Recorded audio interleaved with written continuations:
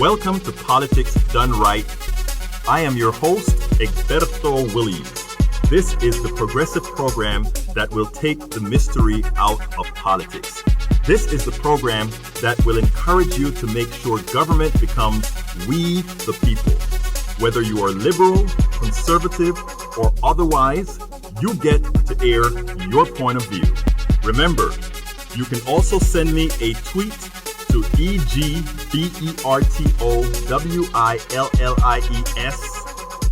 That is, at Egberto Williams.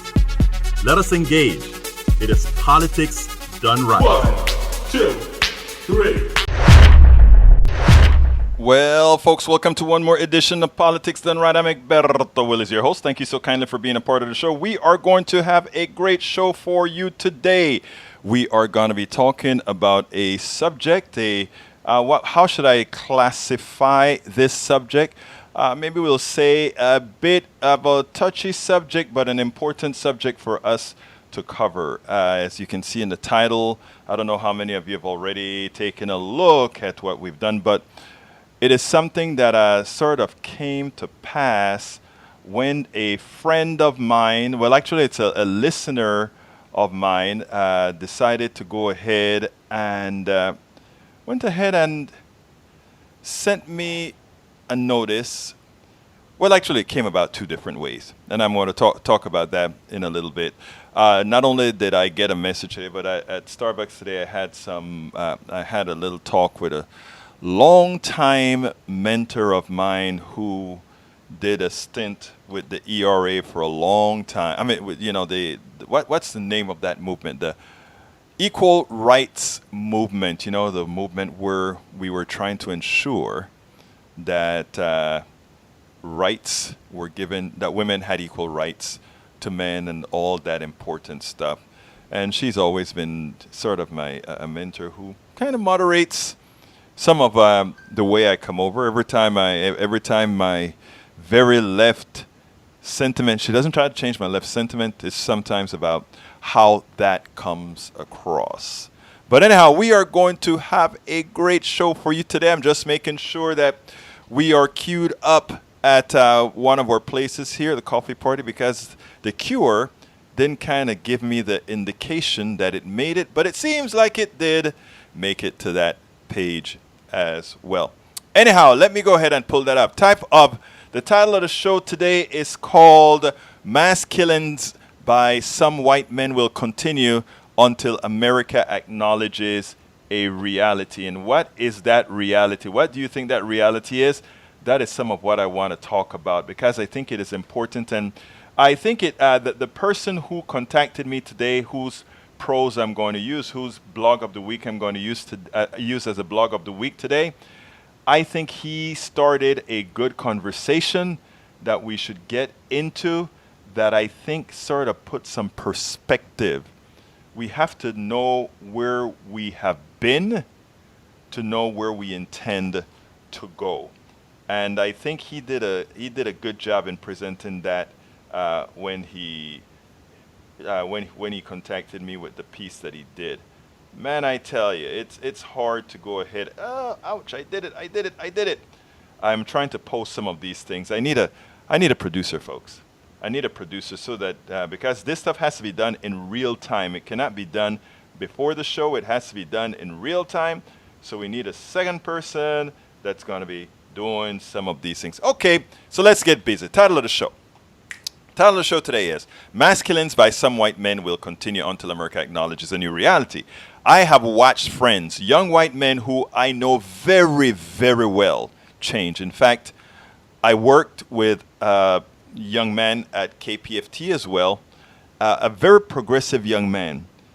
And I watched over time as he picked up on emails and he picked up on social media posts, etc.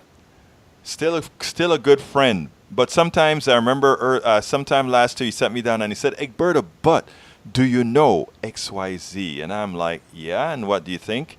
And I could see the change in him, thinking, first of all, that somehow this young, I guess he was about 28, 30 years old, was suddenly a victim of America. and I watched him change in real time. I've watched older white men make statements recently that shocked me. A lot of these guys would say things, and they're comfortable now talking to me because they know that I am, when talking these issues, I am completely non-judgmental. And I think a lot of times they want to check what they're starting to feel based on the information that is coming at them. The information that's telling them the world is now coming against you, which isn't true at all. But I mean, there are certain narratives that may have them believe that, you know, so maybe the same narrative that has somebody like myself when I go into certain places to do a double take because of how I know others view me. I don't know, but I have a feeling that a lot of that is going on here. It is so that we are in such a state of flux, an unnecessary flux, you know, that this president didn't bring this flux on, right? He didn't bring the flux on. What he did is he allowed us, and I think we should thank Donald Trump for this, right? He actually is allowing us to really examine things that we kind of put under the rug, take the scab off that we refuse to pull up, to clean up. And I think until we get there, we're going to be facing these issues. And I mean, this is one of the things that's in the blog of the week that not written by me, written by a listener who just happened to point me to it. And I fell in love with it because I think he understands what's going on. So anyhow, subtitle of the show is, all right, that was a subtitle. I watched friends, young white men who I know very well. I have watched older white men make statements recently that shocked me as well. And there is a reason. White men are being used by the plutocracy to continue an unsustainable economic model. I constantly revert back to economic models. And the reason I revert back to economic models is few of us understand what is going on here.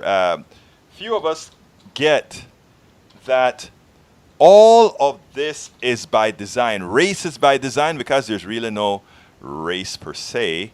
All these things are by design, and until we understand exactly what's going on, they can continue to pull the strings, right? They can continue to pull the strings that's really creating these issues. And that is what I am going to want to eventually talk about today, because that is what I think is so essentially important. So I'm going to get into more detail about that as I continue to talk. But who is it? This young man, his name is, what is his name? You know, I just happened to get a text from him. His name is Vince Beharano. Vince wanted to know, where are you from? Because I think he kind of heard an accent or something like that. And then after I explained to him who I am, where I'm from, and that sort of stuff, he said, I kind of figured as much. Then he sent me the link to his piece. And I really love the piece. Here's Vince. I hope he doesn't mind. I had to put his picture up because I think this was a cool guy who wrote this piece. And I wanted to give a picture to the person who wrote the piece. And the piece he wrote is very, very important in my humble opinion. And it says quite a bit. Anyhow, this morning I got a Facebook message from a man who listens to my show, Vince Beharano. He pointed me to a comment he wrote on the video, on the Eddie Glaude video. And I'm going to play that Eddie Glaude video because I think it's important, and then we'll go on to his show. I read the comment. It was not just a comment. It was an essay with a necessary narrative. It spoke about America remaining under dark clouds until, like the Germans, we acknowledge what we've done over the years. It tied in perfectly with this show, which is based on a conversation I had in Starbucks this morning with an older white woman, one of my mentors, about the state of our country and what is going on with the constancy of mostly white men using guns in mass killing. 60%, I think, or more of these killings, that's how they break down. So, so we were going over some issues. And again, like I said, this is a mentor that goes back with me a long, long, long time with the coffee party. And we had a little bit of talking about that. So where I want to start is this. I want to kind of bring up the preface with this video from Eddie Glaude, because I think it says much, and it is a video that Vince responded to. So here we go. The questions have all been answered. What now? It's a very difficult question, Nicole. I mean, you know, America's not unique in its sins as a country. We're not unique in our evils, to be honest with you. I think where we may be singular is our refusal to acknowledge them and the legends and myths we tell about our inherent, you know, goodness to hide and cover and conceal so that we can maintain a kind of willful ignorance that protects our innocence. See, the thing is that when the Tea Party was happening, we were saying, pundits, oh, it's just about economic populism. It's not about race. When people knew, social scientists were already writing that what was driving the Tea Party were anxieties about demographic shifts, that the country was changing, that they were seeing these racially ambiguous babies on Cheerios commercials, that the country wasn't quite feeling like it was a white nation anymore. And people were screaming from the top of their lungs, yo, this is not just simply economic populism. This is the ugly underbelly of the country. See, the thing is this, and I'll say this and I'll take the hit on it. There are communities that have had to bear the brunt of America confronting, white Americans confronting the danger of their innocence. And it happens every generation. So somehow we have to kind of, oh my God, is this who we are? And just again, here's another generation of babies. Think about it, that 2-year-old had his bones broken by 2 parents trying to shield him from being killed. A woman who has been married to this man for as long as I've been on the planet almost, lost her husband. For what? And so what we know is that the country has been playing politics for a long time on this hatred. We know this. So it's easy for us to place it all on Donald Trump's shoulders. It's easy for us to place Pittsburgh on his shoulders. It's easy for me to place Charlottesville on his shoulders. It's easy for us to place El Paso on his shoulders. This is us. And if we're going to get past this, we can't blame it on him. He's a manifestation of the ugliness that's in us. I've had the privilege of growing up in a tradition that didn't believe in the myths and the legends because we had to bear the brunt of them. Either we're going to change, Nicole, or we're going to do this again and again, and babies are going to have to grow up without mothers and fathers, uncles and aunts, friends, while we're trying to convince white folk to finally leave behind a history that will maybe, or embrace a history that might set them free from being white. Finally. What else? Now, I am with Eddie Glaude all the way up until the end. I think I think one of the reasons that we are in the spill that we are in right now is we have not yet acknowledged the con. And I think it's important that we acknowledge the con first of all. It is so important that we acknowledge the con. So what I'm going to do is I'm going to remember that I said that we have to acknowledge the con, and I'm going to tell you what the con is after reading Vince's blog.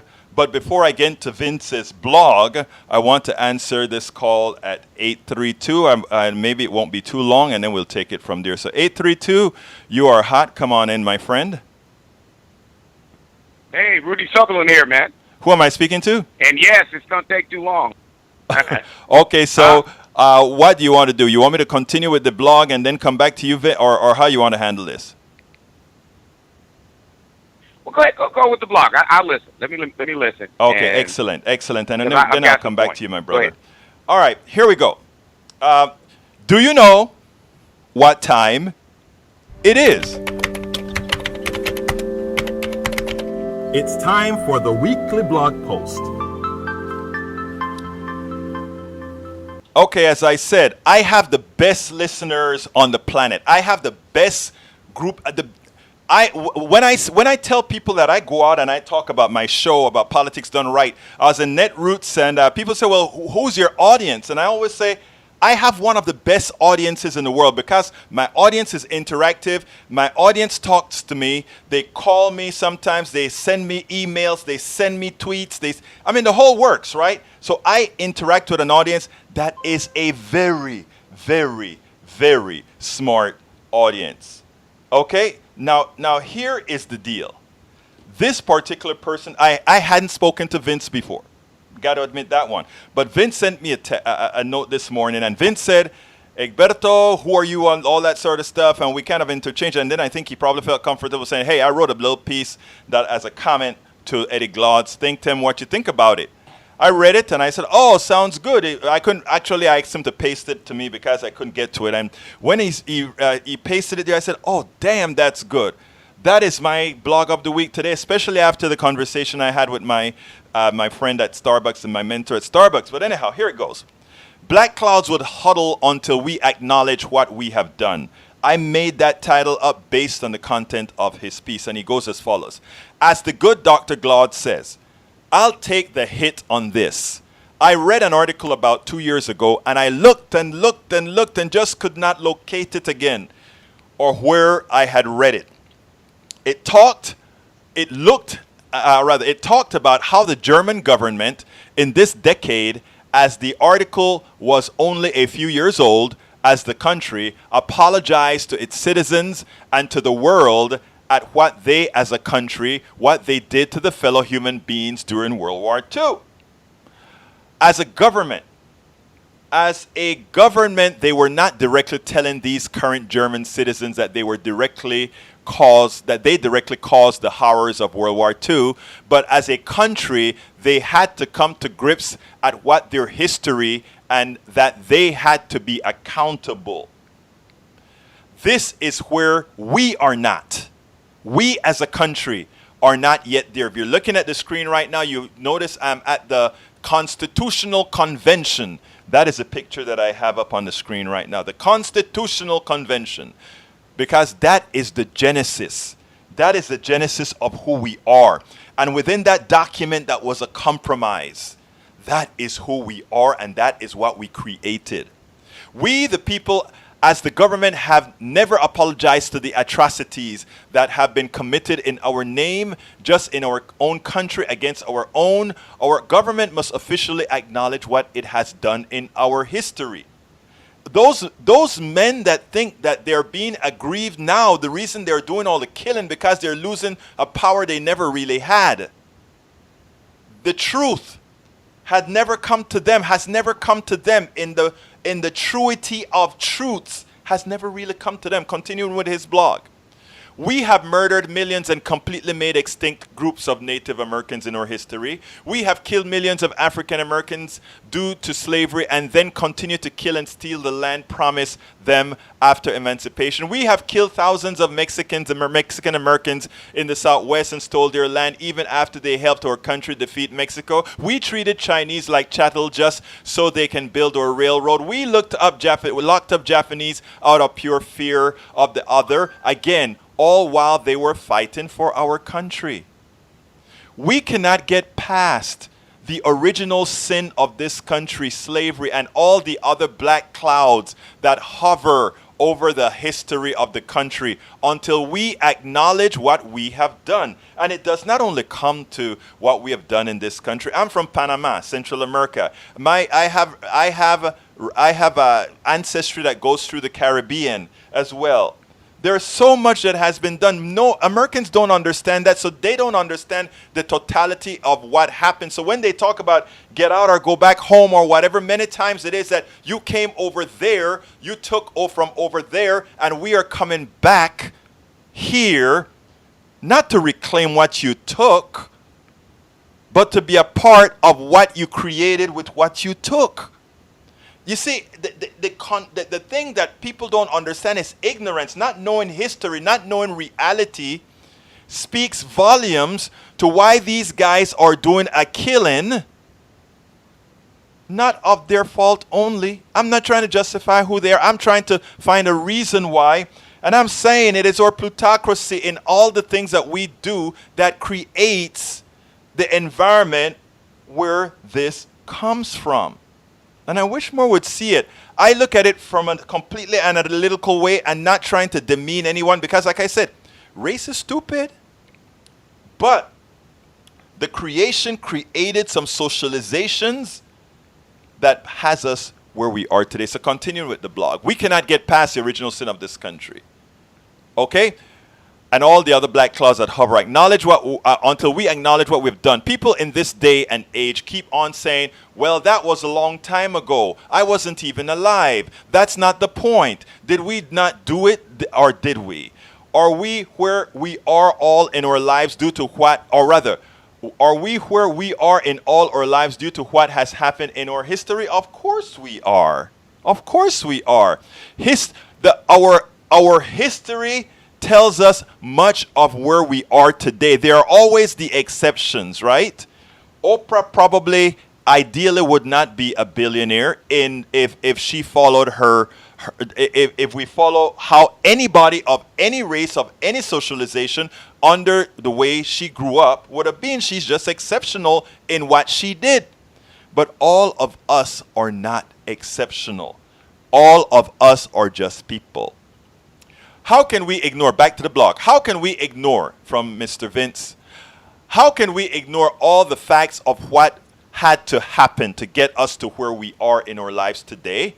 No one lives an independent, or no one lives independent of what else has and is happening in the world. To think that none of that doesn't matter anymore, and that the same refuse to relinquish the thought of oppression symbolized by the Confederate flag, or cheer on when someone yells out, "The South will rise again," says you haven't forgotten and don't want to forget and celebrate the notion that all that death and destruction and oppression wouldn't be such a bad idea again. Think about it. You can't have it both ways. You can't say we're living in a post-racial country and at the same time chant we want to take our country back. What happened in El Paso with Mexican Americans, in Charleston to African Americans, in Pittsburgh to Muslim Americans will happen again and again until we accept the ugly truth of the underpinnings of the foundation of our great country. It is a great country, great enough to know it is not a perfect union. We are great enough to know we are not a perfect union. And every time a leader taking the next step is assassinated, we rally as a country to show ourselves we can take the next step ourselves, only to become complacent and lazy again and forget our history and allow hate to influence our minds, our behavior once more. I don't know the answer on how to fix this.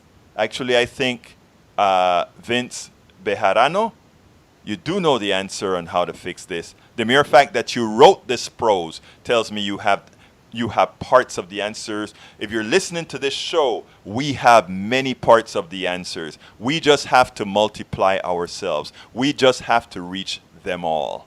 We know what the answers are: truth, education, knowing the realities, knowing where we come from. We are all rational human beings, and you know what? We all think alike when given the same inputs. But like my friend I explained in the beginning of the show, who I've watched changed in front of my eyes, when those inputs changed, when those input change and short circuits in the mind, things change. But we can unclog those circuits. We can change those things. We can make those change. Caller, you can call back. I'm almost done with the blog. We can make those change. So he says, I don't know the answer on how to fix this. This isn't only one cause or solution. All I do know is we have to keep an open mind. Understand the dynamics of the situation, engage in our moral compass, and work together to remove this cancer from our society before this great experiment comes to a crashing. Vince Beharano is from El Paso. He's a 1989 TCU graduate, attending Fresno State for a year, and he returned to El Paso and then subsequently moved to Houston for 23 years. Insightful, not CITE, but SIGHT, insightful writing. I really enjoyed that, and I think what I loved about the writing is he talks about our ills without being distasteful, because he knows one thing, and I think we all have to know one thing now, and it's important that we understand it. It's the big con. And what is the con? When the country was created, what was the con? Everything was debatable, everything was fungible. The fact of the matter that I was 3/5 of a man was just, again, another calculation for the corporate state, right?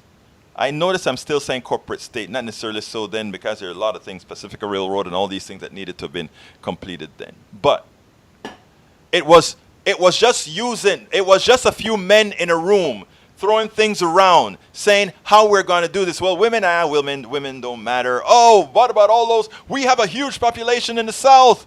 Yeah, but a lot of them are black people, and you consider black people property. Yeah, but still, those are people in our South. Okay, I tell you what, we'll make a compromise, 3/5 of a person, and that's how we'll count it when we're selecting the amount of people that represent you in Congress. But of course, none of those people really had representation. After all, they were just property. You see, the manipulation and the con is this, right? You notice Donald Trump had a whole lot of these MAGA folk believing that he was going to go there and be a progressive president.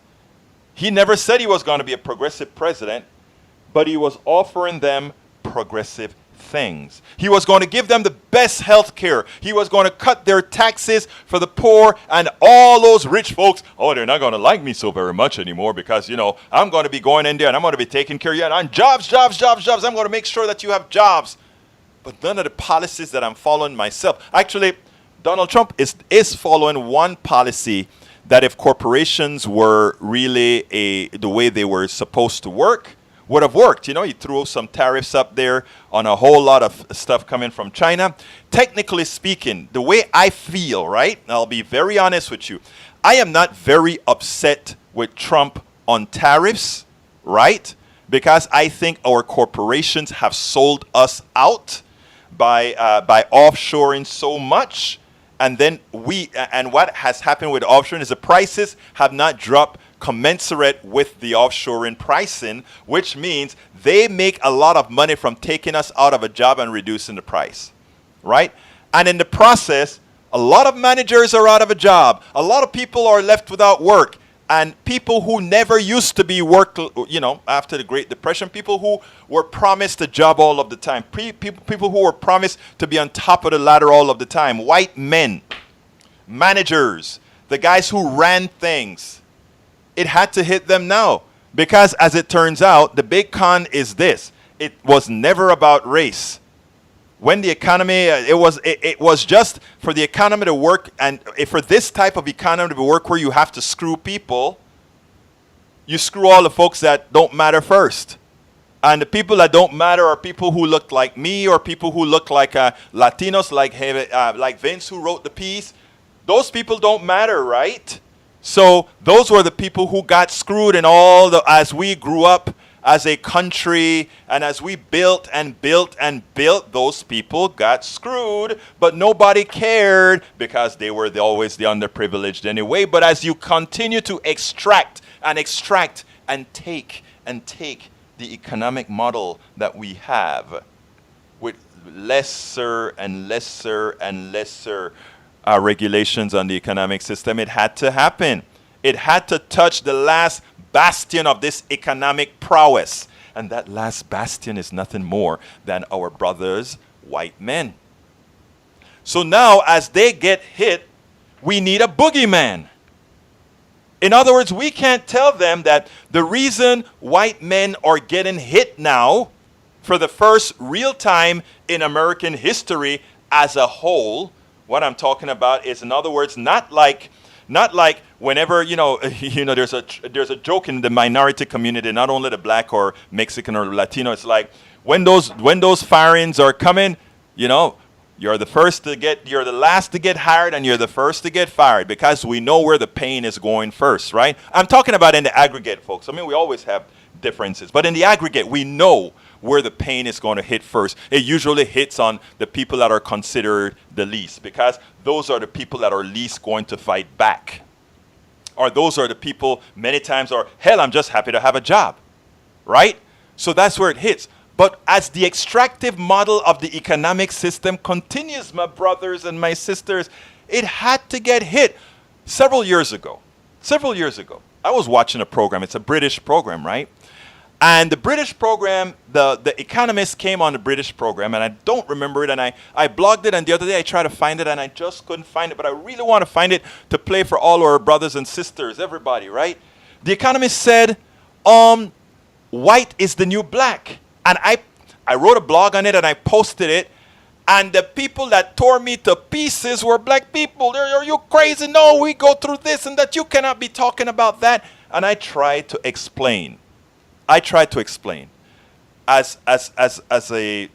was just blogging. I wasn't doing the video stuff and the blogcasts and that sort of stuff. But what I tried to explain is, yes, there's a lot of things that minorities have gone through, but understand, they're not, the reason we are going through these things are, and this is where a lot of people in the black intelligentsia and the liberal intelligentsia get on my case as well. They try to tear me down on this. I said, all these issues are economic. They give Bernie a hard time because Bernie always twists the argument to an economic argument, and they tell Bernie, oh, we need to talk about the racial issues or whatever.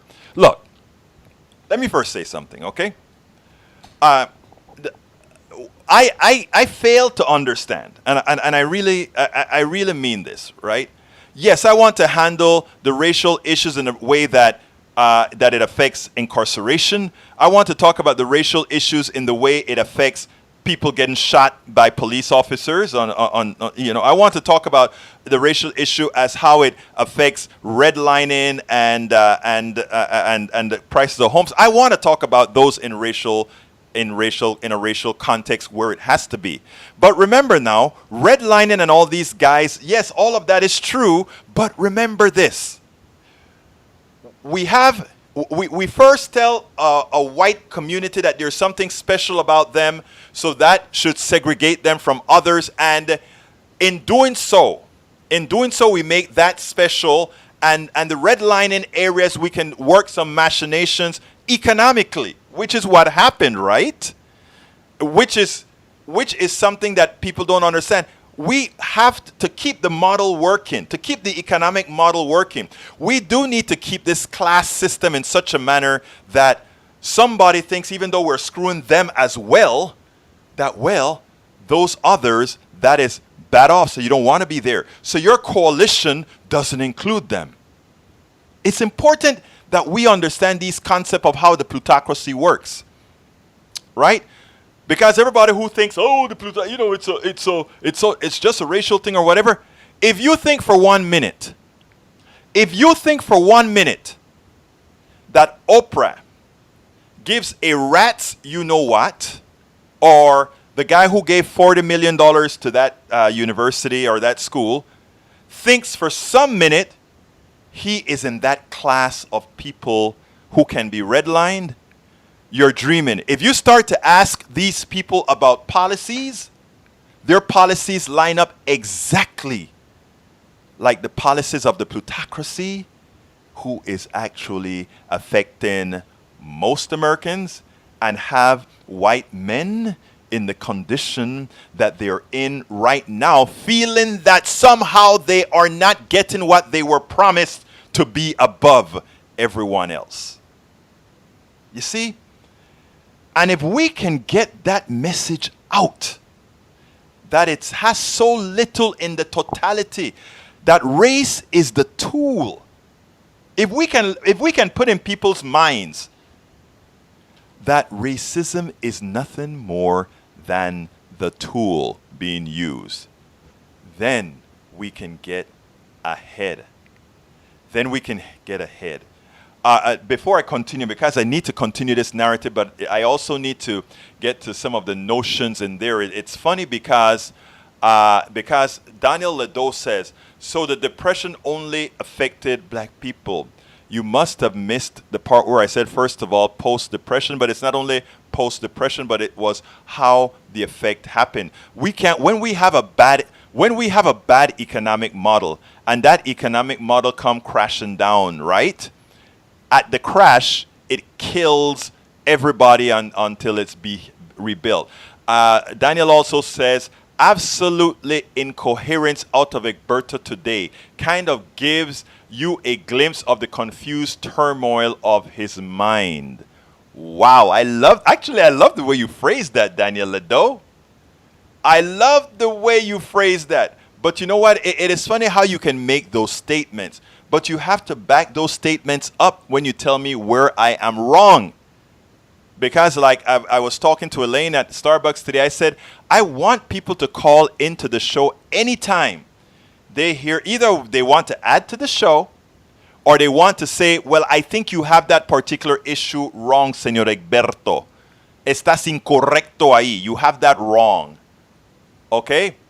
And, he also says, I'm showing ignorance of the 3/5 compromise. I would have thought you would have educated yourself by now, but then you wouldn't be able to use the lie to push your jaundice agenda. The 3/5 amendment, yes, you guys on the right have been trying to make it less than what it was. Whatever you want to talk about the 3/5 amendment, it made people like me 3/5 of a person. So if you want to comment, my dear brother, please go ahead and you attempt to make sense. Folks, the telephone number is 646-716-5812. Again, that number is 646-716-5812. Let's say Lee Grant says, Egberto is a veritable encyclopedia of all the sins of the USA, but his knowledge of the great accomplishment of Western civilization is a slim volume indeed. I love the way you said that, right? Because a lot of people who want to somehow liquidate those that aren't quote-unquote Western civilization, quote-unquote white, which has little to do with what you're talking about, like to bring that into play. They say, oh, look at what we've done as a Western civilization. Look, there's Western civilization as practiced in the United States of America, and there's Western civilization as practiced in every other country, meaning to support the United States of America. That's numero uno. I think that is something that you should understand distinctly. What do I mean by that? America is 4 or 5% of the population and commands absolutely the vast majority of resources in the world. Had other countries attempted to do that, it would be unsustainable and there would be wars. So let's be clear here. Western civilization is built on the back of every other civilization. And here I am in Western civilization as well. So let's get that clear up first. Now, when it comes to the creations of the Western civilization, which indeed, my dear brother Lee Grant is absolutely right. The creations of the Western civilizations are vast. And you know why it's vast? It is comprised of the creation and the intellect of people from around the world. From China to Africa to the Middle East. All these places are all these conquerors that went out in their ships conquering lands throughout Africa, throughout the Americas, throughout Egypt, throughout everywhere. Remember what was their main thing? They brought back technologies. They brought back plants. They brought back. So let's not sit down there and think that the inherent accumulation from conquering is vast. Of course it is. So you're correct, Lee Grant, that the great accomplishments of let me tell you what I consider. Capitalism is actually the encapsulation of the great achievement of the Western society, right? And that is you create false scarcities, and not only that you create false scarcities, but you go ahead and you are the director of bringing in all other people's intellect into play. That is wonderful if you can pull it off. And that's the one thing we can say America has done very well, pulled it off. You know, the greatest country where all the inventions and creations came from us all. And that is why we are a melting pot, and that is why we should make it work. Because No one person created America. No one person, no one group. And to sit down and think that this one group, white people, in your opinion, from the way you speak, my brother Grant, somehow is the instantiation of what America is, would be fooling yourself. And let's see, so Egberto is saying Western civilization is extremely diverse. Yes, sir. Daniel, we agree. Western civilization is, the reality of Western civilization is very diverse. That is what that new civilization is from a whole lot of people. How we manage it economically is a different story altogether. I think we need to modify the way we do it economically, in my humble opinion, that is. But, yes. But Daniel, one of the things that I preach a lot is that there are a sect of people in America that believes that belongs to one people. They believe that creativeness of this Western civilization belongs to one people. They believe that is the intellect of these folks, the founding fathers that made this. I've said no. America has made it above and beyond the founding fathers. America has made it in spite of the founding fathers is a better way of saying it. Because the same ills that covered the entire country covers the founding fathers as well. The same deficiencies of the American population, of our population, was also of the founding fathers. You see, I don't look at the founding fathers as gods. I look at them that came out with a plausible capital document that got us a certain place. It had some issues that we have to deal with, and we can deal with them. And yes, we can deal with them.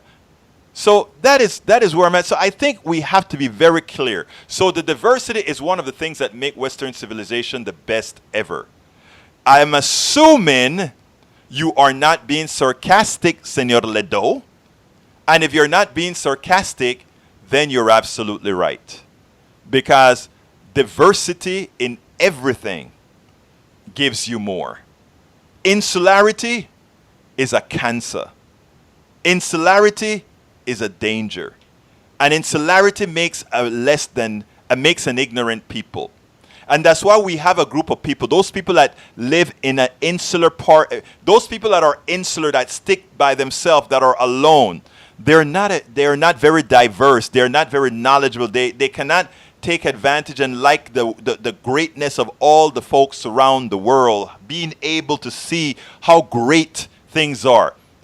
I mean, I love foods from all over the world. I love the technologies from all over the world. When I go over to another country, when I went to Taiwan, just seeing how they did things differently than we did things in America was just great seeing it. It wasn't a matter of saying what we did was better or not.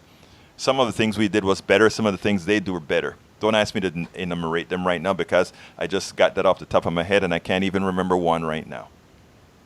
But I like to see, when I talk to people and I listen to what people have to say, I like to watch what's going on and see what's going on, because that is how you learn. I always tell people I'm one of the great copiers, right? In other words, if you have a good idea, even you, Daniel Ledo, if you have a good idea and you put it out there and it makes sense, you may actually see that damn thing in a blog. Attribute it to you, of course, because I don't try to build on anybody's, if you're the one who gave me an idea and I think it's a great idea, I'm going to attribute to you, just like I did with the great post that came from Vince Valeriano today. I mean, he sent me something that I just loved, and it's his, and it was a great thing. You can have homogeneity without insularity. Japan is homogeneous but very successful. False. The first thing is that Japan is homogeneous, who was dependent for quite a while on slavery.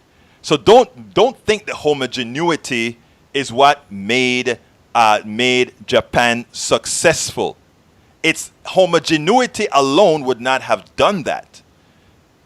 It's slavery, along with homogeneity, along with other things, made it successful. Let's be very clear on that. Let's go to 8973. Come on in, 973. I think this is Johnny, right? Hey, Berto. Talk to me, Johnny. It's Johnny. Yes, sir. Oh man, fantastic program today. Thank you, sir. I'm so glad that you're continuing on this jaunt. We're having a very interesting week. As a Princeton alum, I'm so very proud of Eddie Glaude. Yes, sir. He's a guy who started off a little slow as far as buying into what we were selling about where we needed to go as a country. He was one of these milquetoast liberals, Democrats, as I like to say. Yeah. I didn't know that. A liberal who let me just cut you a second. Johnny. Needed to be. Johnny, here's the deal. I'm glad you told me that, right? Because I hadn't known about Eddie Glaude for a long time, right? But then he said something about capitalism and how it's actually working now, right? And my God, brother, when he said that, I had to blog it, and I just kind of fell in love with him then. Go ahead, Johnny. I didn't mean to interrupt you. Yeah.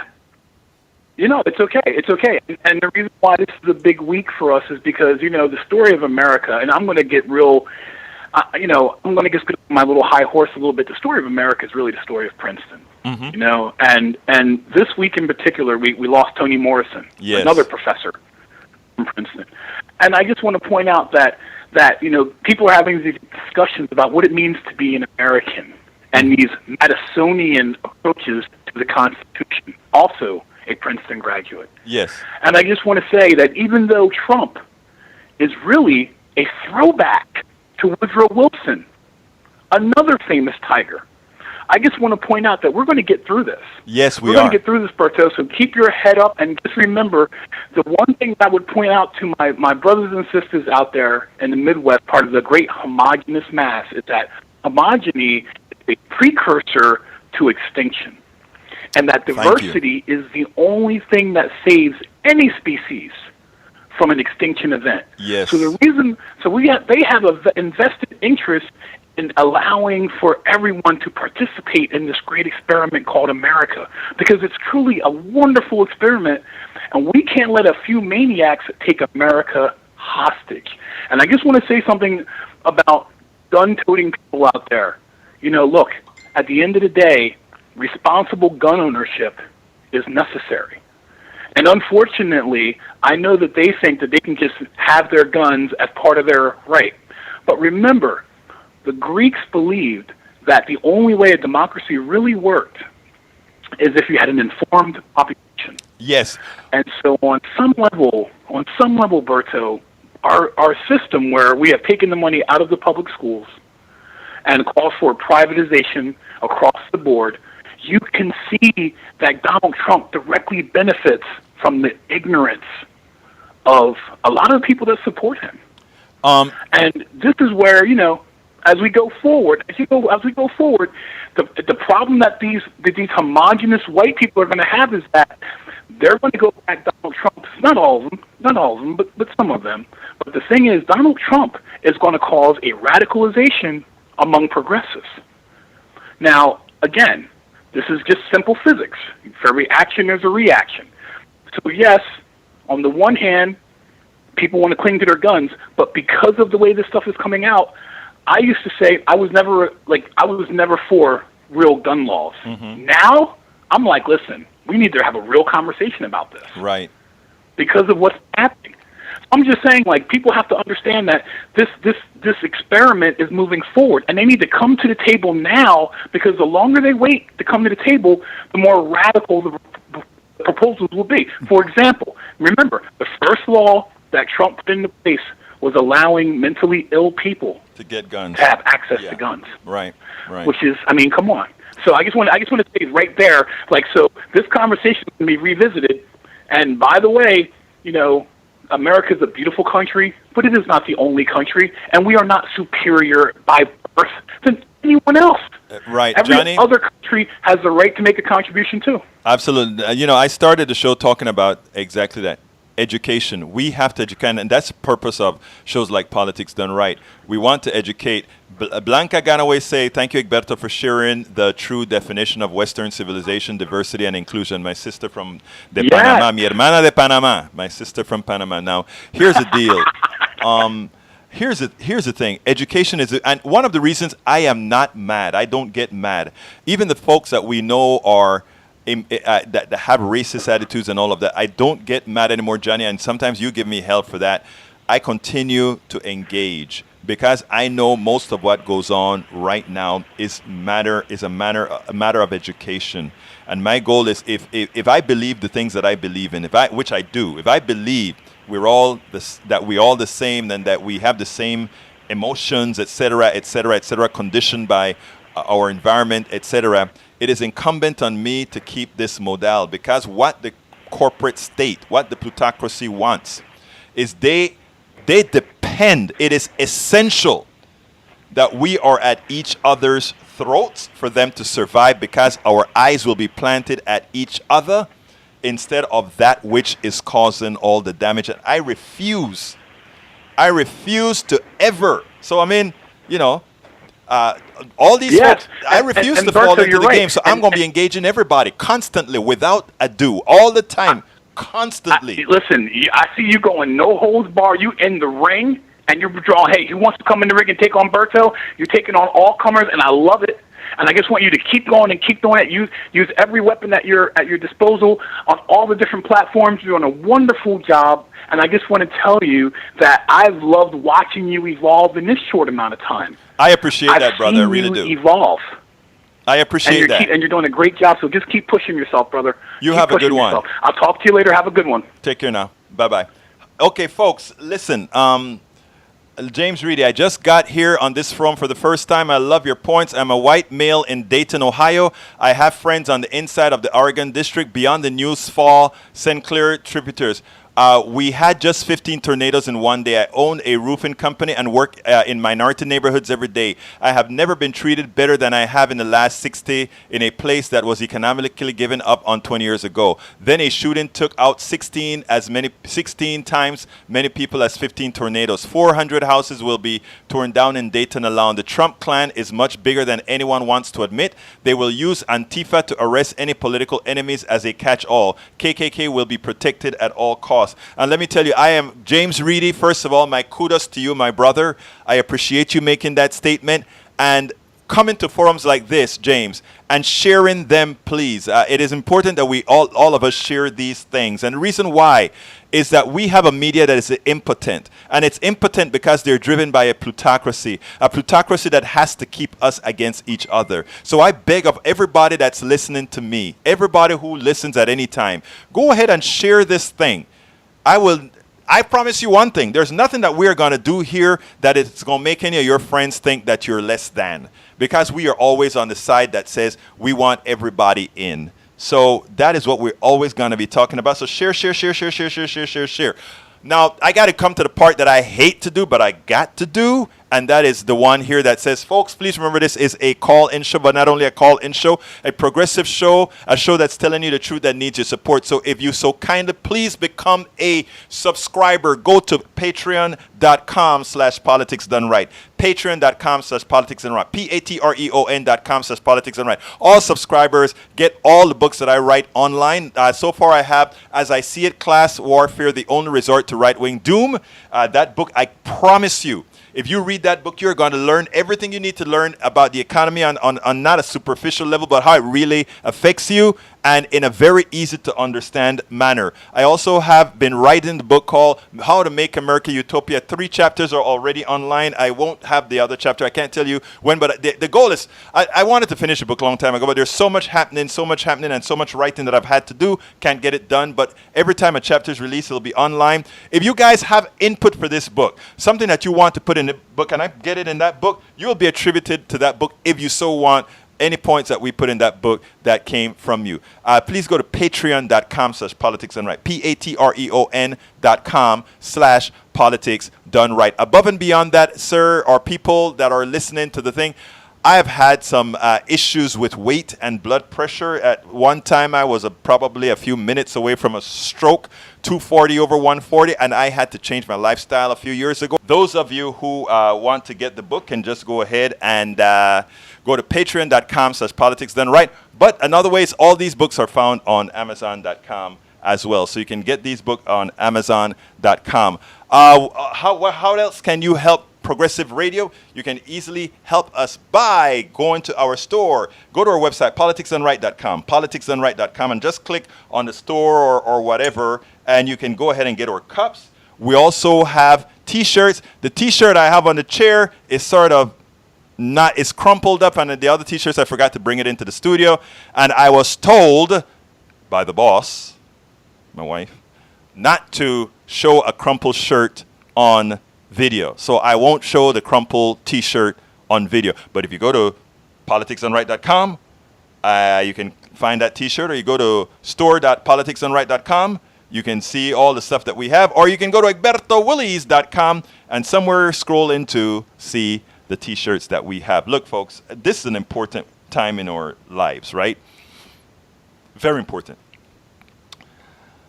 And a lot of times, you know, I've been speaking to a lot of people.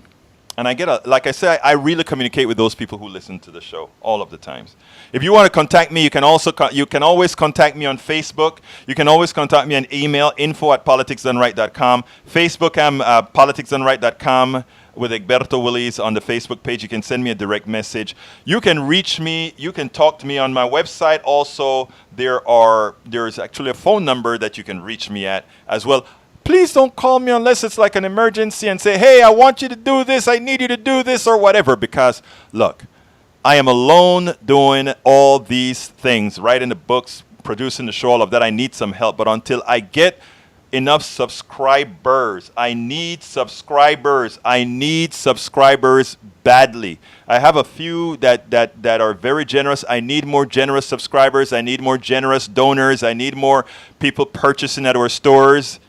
I need that, so that the truth is, I need a producer. I need a copywriter, so that when we write these things, some of the typos or the little things are out of there. At least at Daily Kos, when I write the articles at Daily Kos, I have a copy editor at Daily Kos that makes sure that what shows up on the front page is perfecto. But here I have to do it all my lonesome, including tying all this stuff together. So please support the network. You know, yesterday I had Mike Papantonio. He's a lawyer who is doing a whole lot of stuff. And I kind of got like, wow, lucky you. You know, well, of course he's a lawyer, and he can, when he wins a suit, he makes millions. But it was interesting because here he was in a studio, and the quality of the cameras and all of that, it looks just like what we're doing here. But he has a full staff. He has an executive producer. He has all these stuff that he can get all these things done. And I'm saying I will never have that. Because I think, to put it bluntly, I don't think it's necessary, right? Because if you can do something, why not do it? That's what I feel. But it's interesting because if we can get more subscriptions, we can do more stuff. Okay, let me see. It looked like I still have more questions to answer. Ledo said, how come ever real conversation we need to have is in regards to something on the leftist agenda? How about a real conversation about freedom and those in America trying to take it away? Ledo, here's the deal. The phone number is always on the screen. You absolutely know for a fact that anybody can call into my show, our show, I should say, not my show, our show, because we have subscribers, our show, and change the subject. In fact, you have listened enough to know of many people who have called in to this show and changed the conversation that we are having. That is because that is how we're going to make a difference in this country, where people feel that freedom that you're talking about. But I think the problem is, I don't know how much freedom many want. Some people don't. It's not necessarily that they want freedom. What they want is the freedom to do as they please without concern of anybody else. I believe in a freedom where compromise sometimes have to be made. I believe in a freedom where we we are sufficiently empathetic about our fellow person that we can talk. Michael Sixak says, Gilberto, you should be able to find some volunteers to do that work. Oh, leftists aren't about volunteering. Actually, it's not about that, Mike. Let me tell you what it is about. No, I have people who are willing to volunteer. And my thing is this. I cherish people's time, right? And I have a thing that says I want, when somebody is doing certain kind of work for me, I pay. The other day I had somebody do some social media stuff for me. A donor had given me a check, and I went ahead and gave that check directly to the person to do some social media for me. it's amazing. We never fail to not be concerned about stockholders having to get paid, about the executives not always getting paid, and all these other people in the capitalist system, they get paid. When you buy your gas, it's always paid. The water bill is always paid. The politician running, he always pays his consultants. The consultants always charge. But we have a whole lot of volunteers running around. You see, all of that I'd like to change in the long run. Running around, donating their time, and even after the politician wins, nada, niet. But anyhow, we're going to be coming to the close of the show. My name is Egberto Willies. This is Politics Done Right, and you know how I'm going to end this, baby. I am what? Out!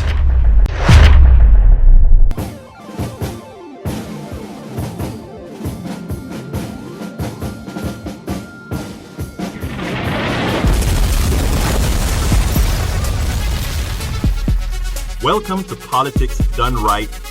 I am your host, Egberto Willies. This is the progressive program that will take the mystery out of politics. This is the program that will encourage you to make sure government becomes we the people. Whether you are liberal, conservative, or otherwise, you get to air your point of view. Remember, you can also send me a tweet to EGBERTOWILLIES.